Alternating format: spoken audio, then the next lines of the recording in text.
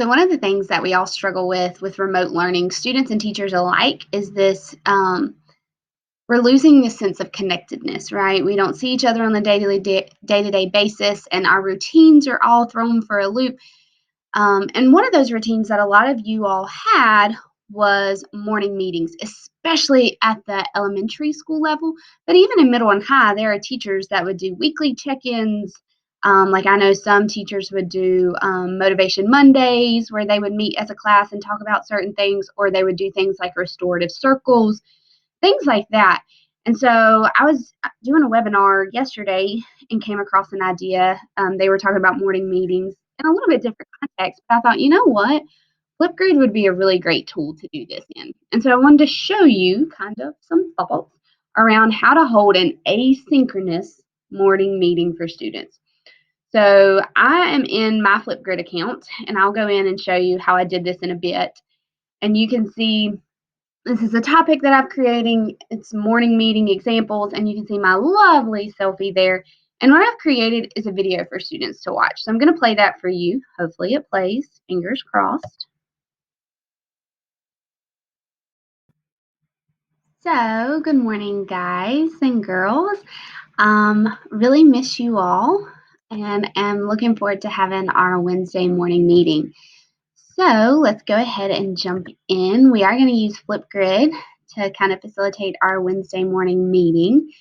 And so I do have an agenda for us. If it'll come up.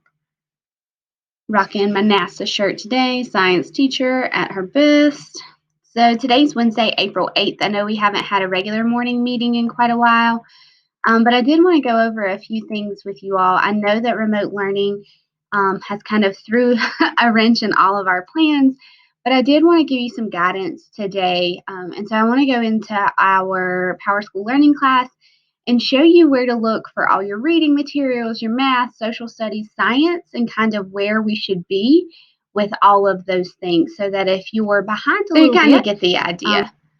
So what I did is I created a topic, and I do have that focus piece there for students to look at. And one of the new features in Flipgrid is the ability to record your screen within a Flipgrid video.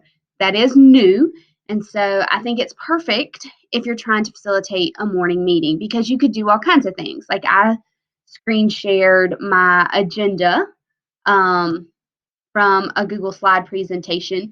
You could take kids into your Google Classroom or your Power School Learning page, show them certain things.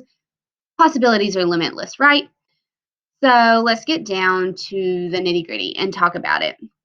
So when you log into when you log into Flipgrid, grids are kind of like your classes. So if you're a middle school teacher and you have multiple classes, you could have multiple grids. For elementary, if I wanted a different grid per subject, I mean, you can kind of set it up however you'd like. And then within a grid, and this is my personalized learning one, I've used it before, you have topics, which are like these different threads. And so you can see I have several here. And then to add a new topic, I would just click the Add New Topic button.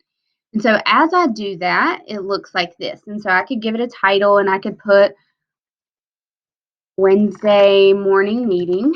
I know some of you are really impressed with my ability to spell Wednesday. I decide how long I want the students to be able to talk afterwards. If I want to give them any kind of direction, I think having the video component is really powerful for this, because I think students need to see your face. They need to connect with you. And but if you wanted to put any kind of questions or any kind of directions here, you absolutely could. And then to record that video, all I'm going to do is I chose the focus down here and to record a video. And when I was down here, sorry, my move extension. When I'm down here, there's all kinds of things I can do. I can put filters on. I can put emoji over my face. There's all kinds of things, a whiteboard. But the thing that I did is I clicked on the three dots and I did the screen recording. And what I really like is, even though it's recording my screen, you can still, I'm down in the bottom, so students can still see my face. I can still make my goofy faces that my kids are used to. Shout out to my NASA shirt. I taught 6th grade science, so we talked about space. So you can do all of those things. You can dress up for your kids if you're doing a digital spirit week. I mean, you can do all of that. So that's how I did the screen recording piece of it. And so as I go in here and I look at this, I do have some kind of options as I'm setting up my topic. So yeah, I can do a 3-minute timer and all of those things, but I also have some other kind of settings that I can play around with. The feedback, what I can do there, sticky notes, do I allow the students to like each other's videos, um, video moderation. So this is one I get a lot of question about. Do I allow student to student replies? I can turn that off and on. Moderate. So do I want to view the videos before I allow them to automatically post? I taught middle school, so sometimes I would do that, but you can toggle that on as well. So if you want to moderate and watch the videos before they get posted, absolutely turn that setting on. Just know you're going to kind of get a lot of emails about when things have been posted and you'll have to approve them. So you have some settings in there that you can play around with, but I think this is an awesome way to kind of do a morning meeting in an asynchronous way so that students can still participate and feel connected and see each other's faces.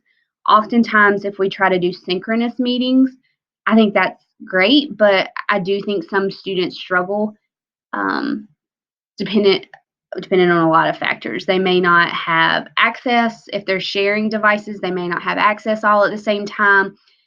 They may be younger students at the elementary school level, maybe their older brother is taking care of them at a certain time of the day, and it's very hard for them to get on and to do things at a specific time. So this is another way to do a morning meeting or a check-in or things like that asynchronously. So I hope that helped.